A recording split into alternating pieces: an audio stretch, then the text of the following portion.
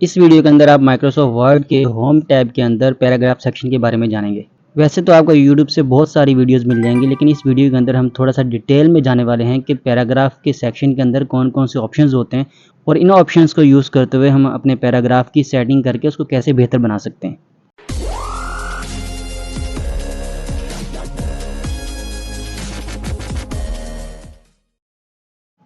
अस्सलामुअलैकुम, मैं नईम अपने यूट्यूब चैनल और एक नई वीडियो के साथ हाजिर हूँ।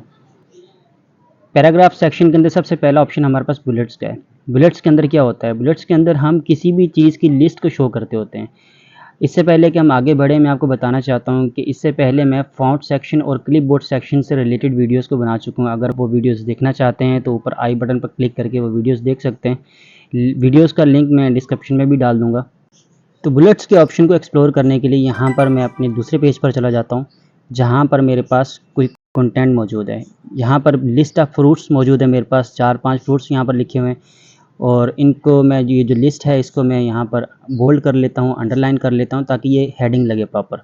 अब ये 4-5 फ्रूट्स हैं मेरे पास। इन फ्रूट्स को मैं चाहता हूँ कि इनकी एक लिस्ट बना दूँ। ये किसी ऐसे ख़ास इसका कोई आइडेंटिफिकेशन हो जिससे ये लगे कि ये अलग-अलग चीज़ें हैं सारी, ये अलग-अलग आइटम्स हैं सारे के सारे। तो मैं क्या करूँगा, इनको सिलेक्ट कर लूँगा। सेलेक्ट करने के बाद यहाँ पर बुलेट्स के ऑप्शन पर क्लिक करता हूँ। तो सबसे पहले ये बुलेट है मेरे पास। अगर मैं इस पर क्लिक करता हूँ तो अब आप देख सकते हैं कि ये मेरे पास एक सर्कल है, ब्लैक कलर का डॉट है, ये यहाँ पर आ चुका है। अब ये लास्ट पर क्लिक करके जैसे ही मैं दोबारा एंटर यहाँ पर प्रेस करूँगा तो मेरे पास एक नई बुलेट आ जाएगी, एक नया मैं आइटम यहाँ पर लिख सकता हूँ। अब यहाँ पर मैं एक नया फ्रूट ऐड कर लेता हूँ। ऐड करने के बाद मैं एंटर प्रेस करता हूँ तो मेरे पास एक नई लिस्ट आ चुकी है। इसी तरह आप यहाँ पर आइटम्स को ऐड करते रहेंगे और लास्ट में जा कर के आप एंटर प्रेस करते रहेंगे तो आपके पास नया लिस्ट आइटम आता रहेगा। अब इन बुलेट्स को चेंज करना चाहता हूँ, मुझे ये स्टाइल पसंद नहीं है या आपकी रिक्वायरमेंट कुछ और है, तो आप यहाँ से इन बुलेट्स का भी यूज़ कर सकते हैं। आप इनमें से कोई भी बुलेट सेलेक्ट करने के बाद आप उसको यहाँ पर यूज़ कर सकते हैं। अब यहाँ पर ये नहीं आई तो मैं क्या करूँगा, दोबारा इसको सेलेक्ट कर लूँगा और यहाँ पर बुलेट पे क्लिक करके ये वाली बुलेट का स्टाइल जो है अप्लाई कर लूँगा इसके ऊपर। इसके बाद दोबारा हम ये इस बुलेट ऑप्शन पर जाते हैं। ये सब तो हैं हमारे पास बुलेट्स। इन बुलेट्स के बाद हमारे पास यहाँ पर एक ऑप्शन है चेंज लिस्ट लेवल का। चेंज लिस्ट लेवल क्या चीज़ है? आप देख सकते हैं कि इस वक्त आपका बुलेट कौन सा अप्लाई हुआ है। एक ये टिक का निशान है, यहाँ पर अगर देखें तो ये सबसे पहले हमारे पास यही टिक का निशान यहाँ पर आया हुआ है। तो इसके नीचे हम देखते हैं कि हमारे पास एक सर्कल है और सेंटर से ये सर्कल जो है वो नो फिल है, वाइट कलर है और इसके साथ ही एक स्ट्रोक है। तो ये इसका सब बुलेट है। बुलेट के अंदर अगर बुलेट हो और वो पहला बुलेट हो तो वो ये वाला आपके पास फॉर्मेट आएगा। अगर उसके अंदर फर्दर कोई बुलेट आता है तो फिर वो ये वाला फॉर्मेट आएगा। तो इसी तरह ये सारा सिस्टम चलता रहता है। हम देखते हैं कि ये इसको अप्लाई कैसे करना है। अब यहाँ पर मैंगो आ चुका है। मैं अगर यहाँ पर लिख दूँ कि पाकिस्तानी मैंगो तो लिख दिया, लेकिन मैं ये चाहता हूँ कि ये जो मैंगो, ये तो फ्रूट्स की कैटेगरी में नहीं है ना, तो मैंगो के अंदर ही एक इसकी सब बुलेट है। तो मैं चाहता हूँ कि ये इसकी सब बुलेट बन जाए। तो मैं यहाँ पर पाकिस्तानी पे मैंगो पर क्लिक करने के बाद यहाँ पर इंक्रीज़ इंडेंट का एक ऑप्शन आएगा।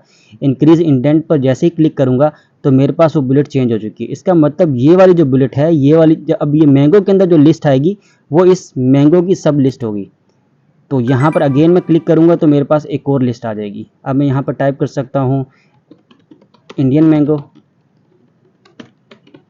ठीक है। इसके बाद दोबारा मैं एंटर करूँगा तो अब मैं चाहता हूँ मुझे वापस अपनी मेन बुलेट पर जाना है, तो मैं क्या करूँगा, यहाँ पर वापस आऊँगा यहाँ पर और डिक्रीज़ इंडेंट के ऑप्शन पर क्लिक कर दूँगा। तो ये मैं यहाँ पर पीछे आ चुका हूँ। अब दोबारा इस लिस्ट के चेक करते हैं कि इस लिस्ट के अंदर क्या ऐसा ही फॉर्मेट है। जी हाँ, बिल्कुल यहाँ पर ये यही फॉर्मेट यहाँ पर अप्लाई हो रहा है। इसका मतलब ये इसकी सब बुलेट पाकिस्तानी मैंगो के अंदर फर्दर हमें सब बुलेट ऐड करने के लिए इंक्रीज़ इंडेंट के ऑप्शन पर क्लिक करना पड़ता। जैसे ही मैंने उसको डिक्रीज़ इंडेंट किया तो मेरे पास ये मेन बुलेट पर ये ऑप्शन वापस आ चुका है। इसके बाद दोबारा हम बुलेट्स के ऑप्शन पर क्लिक करते हैं तो यहाँ पर बिल्कुल लास्ट में हमारे पास आ रहा है डिफाइन न्यू बुलेट का ऑप्शन। डिफाइन न्यू बुलेट के ऑप्शन पर क्लिक करते हैं तो यहाँ पर एक विंडो पेयर हो चुकी है। इस विंडो पर अगर हम देखें तो सबसे पहले हमारे पास सिंबल लिखा हुआ है। सिंबल के ऑप्शन पर क्लिक करते हैं तो इसका मतलब वहाँ पर तो हमारे पास लिमिटेड बुलेट्स मौजूद हैं, लेकिन यहाँ पर इन सिंबल्स में से किसी भी सिंबल को यूज़ करके हम इनको बुलेट बना सकते हैं। जो सिंबल हमें चाहिए हम उसको बुलेट बना सकते हैं। तो कोई भी सिंबल हो उसको सिलेक्ट करने के बाद हम उसको 5 पे क्लिक करता हूँ, इसको ओके पे क्लिक करके इसको दोबारा ओके कर दूंगा तो ये सारे के सारे हमारे पास ये जो सिंबल है ये बुलेट बन चुका है।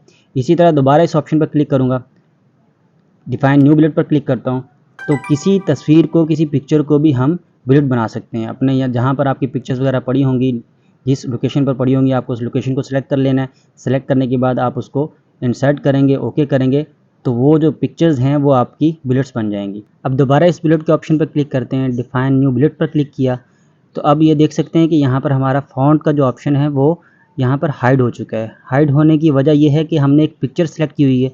अगर तो हमारा सिंपल कोई नंबर होता या कोई अल्फ़ाबेट होता तो ये फ़ॉन्ट का यहाँ पर ऑप्शन हमारे पास इनेबल होता और हम उससे मज़ीद सेटिंग्स कर सकते हैं। अलाइनमेंट इसकी करनी हो तो इस वक्त ये लेफ़्ट अलाइन है, इसकी अलाइनमेंट चेंज कर सकते हैं और यहाँ पर जिस तरह की सेटिंग आपने अप्लाई की होगी उसका प्रीव्यू यहाँ पर आपको मिलता रहेगा। बुलेट्स के ऑप्शन के बाद अगला ऑप्शन हमारे पास नंबरिंग का है। नंबरिंग क्या चीज़ होती है? यहाँ पर तो हमारे पास पिक्चर्स मौजूद हैं और आइकन्स मौजूद हैं, सिंबल्स मौजूद हैं, लेकिन अगर यही लिस्ट अगर हमें नंबर्स या अल्फ़ाबेट में शो करनी हो तो वो हम कैसे कर सकते हैं?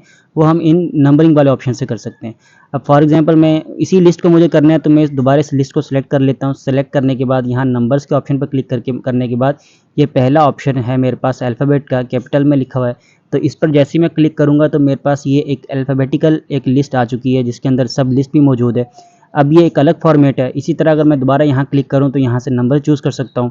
नंबर्स के अंदर मेरे पास ये जो सब लिस्ट है ये भी इस मेरे पास अल्फ़ाबेट के अंदर आई हुई है। अगर मुझे इसको चेंज करना हो, इसकी सेटिंग करना हो तो ये सारी की सारी सेटिंग भी आप यहाँ से कर सकते हैं। मुख्तलिफ आपके पास फॉर्मेट्स यहाँ पर मौजूद हैं। रोमन के अंदर भी आप लिख सकते हैं। इसके बाद चेंज लिस्ट स्टाइल के अंदर क्लिक करते हैं तो यहाँ पर देखिए कि आपके पास मेन जो बुलेट है, मेन जो नंबरिंग है वो आपकी 1 है। इसके बाद सब नंबरिंग इसके अंदर आप अल्फ़ाबेट में लिख सकते हैं। उसके बाद उसके अंदर मज़ीद सब नंबरिंग होगी तो वो आप उसको रोमन में लिख सकते हैं। दोबारा डिफाइन नंबर पर क्लिक करते हैं तो डिफाइन नंबर्स के अंदर जो इस वक्त आपकी मेन या जहाँ पर आपका कर्सर मौजूद होगा वहाँ पर आप किस तरह की नंबरिंग रखना चाहते हैं वो नंबरिंग आप यहाँ से सिलेक्ट कर सकते हैं। उसका फ़ॉन्ट साइज़ चेंज करना हो, आपने उसको फ़ॉन्ट के स्टाइल को चेंज करना हो, उसको बोल्ड करना हो, इटैलिक करना हो, उसको कलर करना हो, तो ये वाली जो विंडो है ये हम पहले फ़ॉन्ट सेक्शन के अंदर डिस्कस कर चुके हैं। मैं इसको क्लोज़ कर देता हूँ। इसके बाद फर्दर अगर नंबर फॉर्मेट में देखें तो यहाँ पर इस नंबर के बाद जो भी अल्फ़ाबेट या जो भी चीज़ हम टाइप करेंगे वो हमारे नंबर्स के साथ यहाँ पर शो होगी। तो फिलहाल हमें ये नहीं चाहिए तो इसको मैं बैक कर देता हूँ। अगर ये आप टाइप करके इसको ओके कर देंगे तो वो यहाँ पर आपके नंबरिंग के साथ वो शो होगी।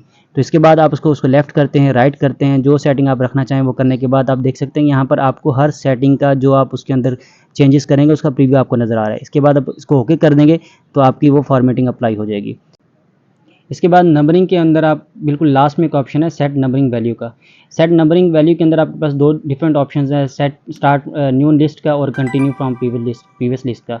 तो नई लिस्ट स्टार्ट करनी हो या पिछली लिस्ट की फॉर्मेटिंग को कंटिन्यू करना हो तो इन ऑप्शंस का आप यूज़ कर सकते हैं। इसके बाद वर्ड के अंदर हमारे पास एक ऑप्शन है जिसकी मदद से हम इसके लिस्ट के लेवल्स को चेंज कर सकते हैं या एक खुद से एक नया लेवल बना सकते हैं, खुद से अपनी एक लिस्ट बना सकते हैं, अपना कोई फॉर्मेट यहाँ पे डिज़ाइन कर सकते हैं। फॉर एग्जांपल हमारे पास ये एक डिज़ाइन है, मैं जब यहाँ पर क्लिक करता हूँ तो यहाँ पर वो लेवल चेंज हो चुका है। अगर दोबारा मैं यहाँ पर क्लिक करूँ और मुझे कोई और यहाँ पर चाहिए, कोई और लेवल यहाँ पर डिफ़ाइन करना है, फॉर एग्जांपल ये मुझे बुलेट्स का लेवल डिफ़ाइन करना है तो ये बुलेट्स का लेवल आ चुका है। अब इसी लेवल को मुझे मॉडिफाई करना है, एडिट करना है तो मैं दोबारा यहाँ पर क्लिक करूँगा। अगर मुझे इनमें से कोई फर्दर अगर सब इसकी बुलेट को चेंज करना है तो यहाँ से भी मैं इसको कर सकता हूँ।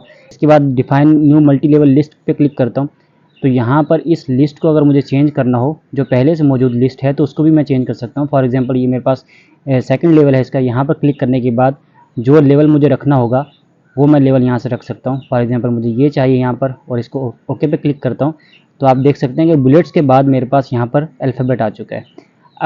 अगर मुझे खुद से अपनी कोई नंबरिंग डिफ़ाइन करनी है तो डिफ़ाइन न्यू लिस्ट पर क्लिक करूँगा।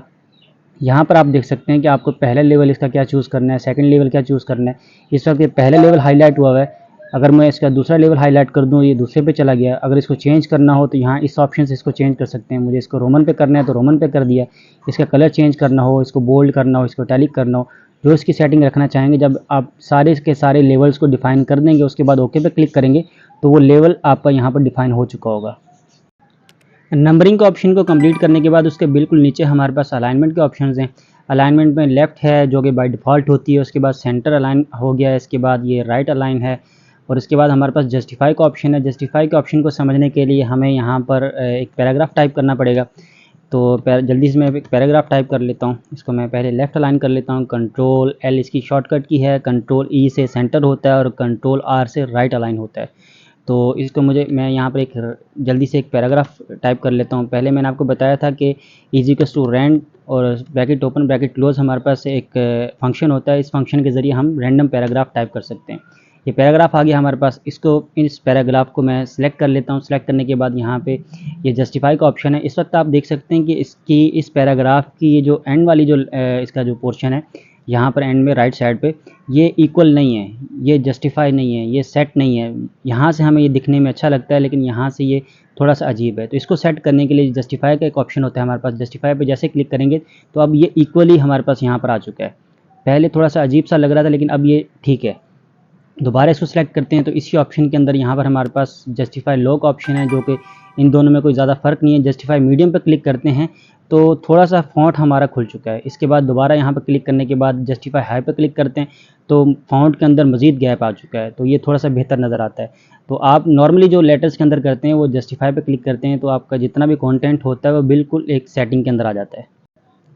इसके बाद अगला ऑप्शन हमारे पास इंडेंट का है। इंडेंट हमने नंबरिंग में और बुलेट्स के अंदर देखा था कि सब बुलेट या सब नंबर बनाने के लिए हम इंडेंट पर क्लिक करते थे, इंक्रीज इंडेंट पर क्लिक करते थे। लेकिन यहाँ पर हमें पैराग्राफ के अगर लेफ्ट साइड पे स्पेस चाहिए तो हम क्या करते हैं कि यहाँ से इंक्रीज इंडेंट पे क्लिक कर देते हैं। जैसे इस पर क्लिक करते रहते हैं तो हमारे पास यहाँ पर स्पेस बढ़ती रहती है। पूरा का पूरा नीचे तक जो ये जो पैराग्राफ हैं ये सारे के सारे सेलेक्ट हुए हैं। जो पैराग्राफ सेलेक्ट हुआ होगा वो आपकी एक पॉइंट या आप कह लें कि उसकी एक स्टेप वो आगे चला जाएगा। दोबारा पीछे लाने के लिए यहाँ पर डिक्रीज इंडेंट पर क्लिक करेंगे तो वापस अपनी असली हालत में आ जाएगा। इसके बाद बिल्कुल यहाँ पर नीचे हमारे पास पैराग्राफ स्पेसिंग का या लाइन स्पेसिंग का एक ऑप्शन है। इस पर क्लिक करके देखते हैं। सबसे पहले हमारे पास जो ऑप्शन है वो 1.0 का है। इस वक्त ये बाय डिफ़ॉल्ट सेलेक्ट हुआ है, लेकिन जैसे ही मैं 1.15 पर क्लिक करता हूँ तो मेरे पास स्पेस थोड़ी सी इंक्रीज़ हो चुकी है। इसी तरह मैं यहाँ पर अगर 1.5 पे क्लिक कर दूँ, 2 पॉइंट पे क्लिक करूँ, 2.5 पे क्लिक करूँ या 3 पे क्लिक कर दूँ तो वो स्पेस इसी तरह लिहाज से बढ़ती रहती है। लाइन एंड पैराग्राफ स्पेसिंग के ऑप्शन के अंदर हमारे पास एक ऑप्शन है लाइन स्पेसिंग ऑप्शंस का। यहाँ पर क्लिक करते हैं तो सबसे पहले ऑप्शन हमारे पास इसके अलाइनमेंट से रिलेटेड है, जो पहले हम डिस्कस कर चुके हैं। इसके अंदर जो ज़रूरी और देखने वाली चीज़ है वो इंडेंटेशन का ऑप्शन है। इंडेंटेशन का ऑप्शन वही ऑप्शन है जो यहाँ पर आपने इंडेंट पढ़ा था। इंडेंटेशन के अंदर अगर आप देखें तो बिफोर टेक्स्ट लिखा हुआ है। जब मैं यहाँ पर इस वैल्यू को 0 से 1 में कन्वर्ट कर देता हूँ, इसका मतलब 1 इंच की स्पेस आ गई पहले। इसका मतलब लेफ़्ट साइड से आपको पैराग्राफ के पहले आपको 1 इंच की स्पेस मिल जाएगी। दोबारा इस ऑप्शन पर क्लिक करते हैं तो यहाँ पर आफ्टर टेक्स्ट का ऑप्शन है। यहाँ पर क्लिक करने के बाद अगर इसको 1 पर क्लिक कर दूँ तो बिल्कुल राइट साइड पे मेरे पास एंड में 1 इंच की स्पेस आ जाएगी। दोबारा यहाँ पर क्लिक करने के बाद इस स्पेसिंग को इंक्रीज़ करना हो डिक्रीज़ करना हो आप अपनी रिक्वायरमेंट के हिसाब से करते हैं। दोबारा इसको मैं 0 कर देता हूँ। इसके बाद अगला ऑप्शन है, इसको ओके कर देते हैं। दोबारा इस पर क्लिक करके इसको ओपन कर लेंगे। इसके बाद स्पेशल के अंदर हमारे पास एक ऑप्शन है यहाँ पर फर्स्ट लाइन का। इसका मतलब यह है कि सिर्फ पैराग्राफ की पहली लाइन उसको आप इंक्रीज़ करेंगे, उसकी स्पेस को, उसमें इंडेंट क्रिएट करेंगे, बाकी की जो लाइंस की स्पेसिंग होगी वो सेम रहेगी। अब ये 0.5 है, अगर मैं इसको 1 कर दूं और इसके बाद ओके पे क्लिक करूं तो हर पैराग्राफ के स्टार्ट में शुरू में हमारे पास 1 इंच की स्पेस आ चुकी है। बाकी देखें सारे के सारे पैराग्राफ्स के अंदर वो स्पेस आ चुकी है। दोबारा इस पैराग्राफ को सिलेक्ट कर लेता हूँ, तमाम के तमाम पैराग्राफ्स को सिलेक्ट किया। उसके बाद इस स्पेस को अगर मैं इसको इंक्रीज़ करना चाहूँ डिक्रीज़ करना चाहूँ तो रिक्वायरमेंट के हिसाब से करते हैं। हैंगिंग के अंदर क्या होता है कि सिर्फ पहली लाइन को छोड़ दिया जाता है और बाकी के तमाम जितनी भी लाइंस होती हैं उनमें वो स्पेस आ जाती है। अब ये देखें पहली जो लाइन है उसको छोड़ दिया है, वो एक जो बाय डिफ़ॉल्ट उसकी स्पेसिंग होती है उसमें कन्वर्ट हो चुकी है। जो बाकी की लाइंस हैं उनमें आपको इंडेंट स्पेसिंग आपको नज़र आएगी। दोबारा इस ऑप्शन पर क्लिक करते हैं, इसको अपनी असली हालत में कर देते हैं, इसको नन कर देते हैं। इसके बाद स्पेसिंग का एक ऑप्शन है। स्पेसिंग का ऑप्शन क्या काम करता है कि पैराग्राफ से पहले कितनी स्पेस चाहिए और पैराग्राफ के बाद कितनी स्पेस चाहिए, और इसके बाद आपको इसके मल्टीपल लाइंस की स्पेस चाहिए, सिंगल लाइन की स्पेस चाहिए और इस 1.5 की स्पेस चाहिए, जो आपको सेलेक्ट करना हो। फॉर एग्जांपल मैं इसको सिंगल रखता हूँ, यहाँ पर मैं इसको 0 पे इसकी वैल्यू सेट कर देता हूँ। यहाँ पर भी 0 करने के बाद जब मैं इसको ओके पे क्लिक करता हूँ तो आप देख सकते हैं कि मेरे पैराग्राफ के अंदर जब पैराग्राफ एंड हो रहा है तो उसके बाद पहले स्पेस ज़्यादा आ रही थी, इस वक्त वो स्पेस कम हो चुकी है। तो ये स्पेसिंग भी आप यहाँ से सेट कर सकते हैं। दोबारा इस ऑप्शन पर क्लिक करते हैं। आप नॉर्मली क्या करते हैं कि आप 1.5 की स्पेसिंग रखते हैं और आप यहाँ से उसको 6 पॉइंट्स की स्पेस को सिलेक्ट करने के बाद आप इसको ओके पे क्लिक कर देते हैं। इसके बाद अगला option left to right text direction का है और right to left text direction का है। इससे क्या होता है कि आपका टेक्स्ट राइट टू लेफ़्ट हो जाएगा और अगर आप दोबारा यहाँ पर क्लिक करते हैं कि जो कि बाय डिफ़ॉल्ट इसकी सेटिंग होती है और यही रखा जाता है नॉर्मली, तो ये क्या करता है कि आपकी टेक्स्ट की डायरेक्शन लेफ़्ट टू राइट कर देता है। उसके बाद यहाँ पर देखें तो पैराग्राफ फिल का एक ऑप्शन है। तो इससे क्या होता है कि आपके पैराग्राफ के बैकग्राउंड में कलर फिल हो जाता है। जो भी कलर आपको चूज़ करना है वो कलर चूज़ करने के बाद आप उस पर क्लिक कर देंगे तो वो कलर वहाँ पे फिल हो जाएगा। अगर आपको कोई भी कलर नहीं रखना है तो नो कलर पे क्लिक कर दें तो वो कलर रिमूव हो जाएगा। इसके बाद अगला ऑप्शन हमारे पास यहाँ पर बॉर्डर्स का है। बॉर्डर्स को देखने के लिए बाकी के पैराग्राफ्स को मैं ख़त्म कर देता हूँ यहाँ से और सिर्फ एक पैराग्राफ रहने देता हूँ। इस वक्त मेरे पास ये बॉर्डर ऑलरेडी आ रहा है, इसको मैं ख़त्म कर देता हूँ आपको समझाने के लिए। मेरे पास एक पैराग्राफ सेलेक्ट हुआ है। मैं यहाँ पर कहीं पर भी क्लिक करने के बाद इस बॉर्डर के ऑप्शन पर क्लिक करता हूँ। बॉटम पर क्लिक किया तो इसके पैराग्राफ के बॉटम पर एक लाइन आ चुकी है, टॉप पर आ गई, इसके लेफ़्ट पे, राइट पे, इसके बाद इसके चारों तरफ एक लाइन आ चुकी है। तो जो भी आपको बॉर्डर सेलेक्ट करना है वो सेलेक्ट करने के बाद आप इसके ऊपर अप्लाई कर सकते हैं, इस सेटिंग को चेंज कर सकते हैं।